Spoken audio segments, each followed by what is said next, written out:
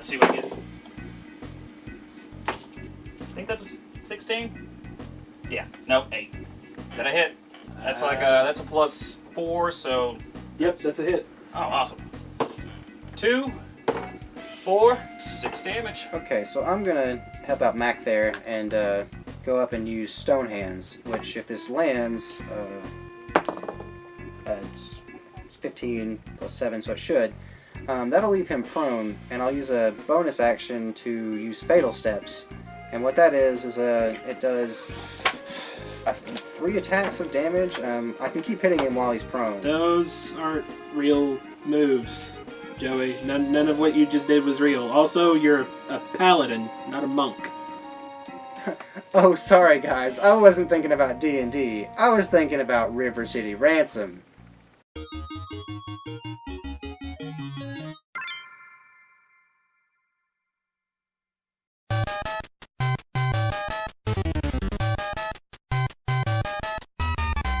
River City Ransom or Street Gangs in the PAL region was an American localization of the third installment in the Kunio-Kun series, developed by Technos Japan.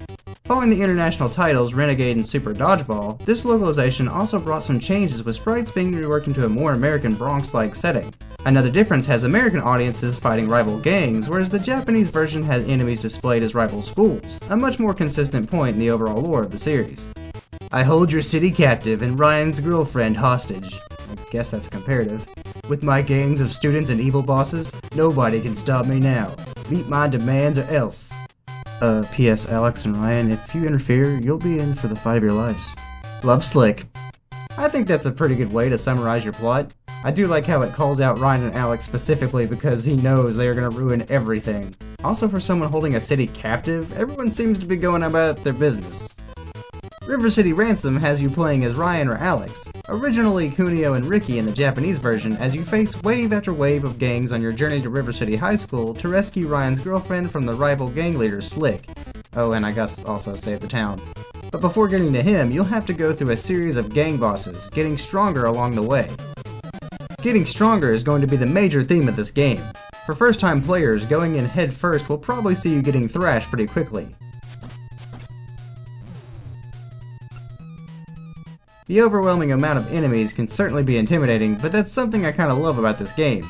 The moment you leave your school, you find yourself under attack, and if you don't know what you're doing, you can very well likely see yourself flat on your back. But that's just how no holds bar River City is, for you and for your foes.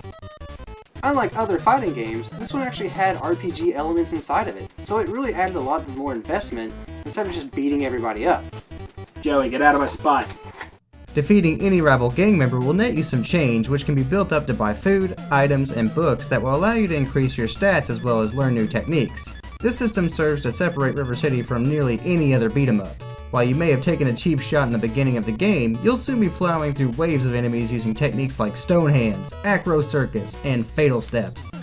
But honestly, I wouldn't really recommend Fatal Steps, as any other technique will make you almost too strong to utilize it, and it's really just too expensive to begin with, so maybe just stick with Stone Hands and Dragon Feet. Ryan and Alex can increase skills like strength, defense, amount of health, and even willpower, arguably one of the most important stats. See, River City Ransom is all about perseverance, and willpower is the stat that will get you there. While increased strength will wear out your opponents faster and defense can determine how long and well you can keep your block up, willpower determines just how much Ryan and Alex can take before finally giving in. You have a health bar, but until your character finally hits the ground, you can stay in the fight. And that's where willpower comes in. The more you have, the longer you'll stand your ground. But let's not forget that this is a street fight, which means that there are no rules. So if you don't quite feel like saving up for Javelin Man, then maybe you'd rather fight dirty with some weapons. There will be no problems with that, as there are tons of boxes, steel pipes, chains, and rocks just laying around at your disposal. You can even beat a guy with another guy. Using weapons and throwing weapons might whittle your enemy's defensive prowess quicker, but do keep in mind that you can't block while you're carrying something, which, depending on who you're facing, could set you in a major disadvantage. Which brings us to our next point. Each gang doesn't just look different, but their behavior patterns are different as well. Some gangs will prefer to make a dash for weapons that are nearby, whereas others will prefer to use speed and numbers to quickly overwhelm you. Okay, geez, I get it, back off! The fact that River City Ransom takes these things into consideration is astonishing for an NES game, and leaves each new screen having you guessing at what's next. Is it the jocks? The squids? literally no one at all, it's always a gamble, one I hope you're prepared for. I should also warn you that you're a hazard to yourself as much as anyone else around you. Running is a perk in this game, but you can run into walls which can instantly KO you if your health is too low. Also, like many beat-em-ups, River City is filled with pits and gaps that will see you instantly being wiped out should you fall into them. And you will. A lot. As previously mentioned, your stats can all be built up by eating food, buying certain items, and other methods. I'm a little surprised they didn't add in leveling up by beating up enemies, but it doesn't really matter as there are a ton of ways to increase your stats, and that is something they switched to in later games. The difficulty of this game stems on just how much you can take before needing to spend money on stat increases and health recovery. I've been playing this game for most of my life, and even I can get thrashed here and there, and that's something you just don't want to happen. If you're grinding for the next big item or even some secret items, you want to make sure you have the health and willpower to keep fighting and grinding. Losing once means losing half your money, and when the max you can usually earn from one enemy is $1, it can get kind of frustrating. But it'll all be worth it in the end, as you'll be ready to take on the rival gang bosses. Defeating 4 enemies in certain areas at the right time will see you facing a rival gang boss. Some bosses have to be beaten before others will show up. Sometimes the previous boss will tell you where to find the next one, and sometimes they'll tell you nothing at all. Each boss is definitely stronger than the last one, and you'll want to make sure you're good and ready before approaching the next one, as they are all a challenge. Well, sort of.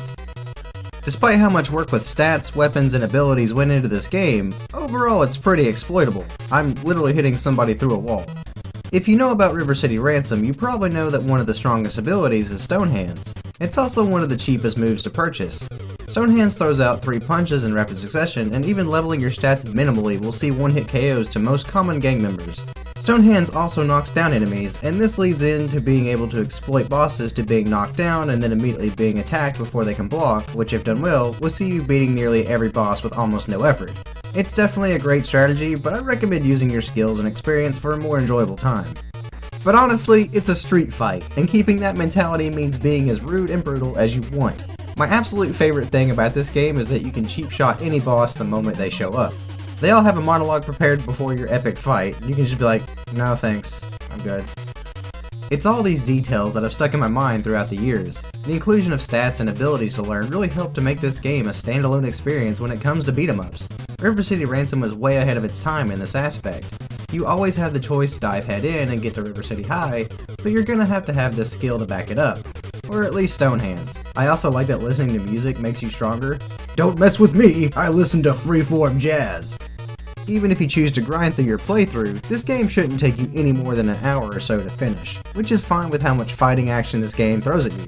And the soundtrack is one of the best that the NES has to offer. Kazuo Osawa captures that feeling of a no-holds-barred brawl.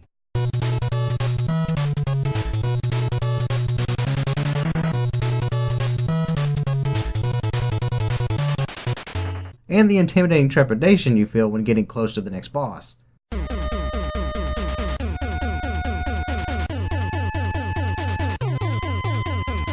All this accompanied with excellent composition and sound design. The behavior of enemies, thrill of the next big boss, and even arriving at River City High keeps you on your toes and hungry for more. Plus you get a pretty awesome Double Dragon cameo complete with a redone Double Dragon theme song.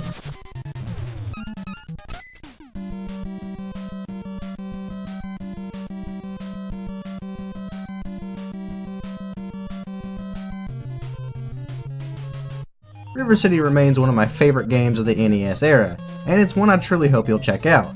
Just don't forget to get something to eat first. Thanks for watching. Was River City Ransom the greatest beat 'em up to exist, or did you prefer something else? Let me know down in the comments, and if you like this video, leave a like and consider subscribing if you haven't already. Hit that bell or Slick will keep River City captive, and as always, keep it practical.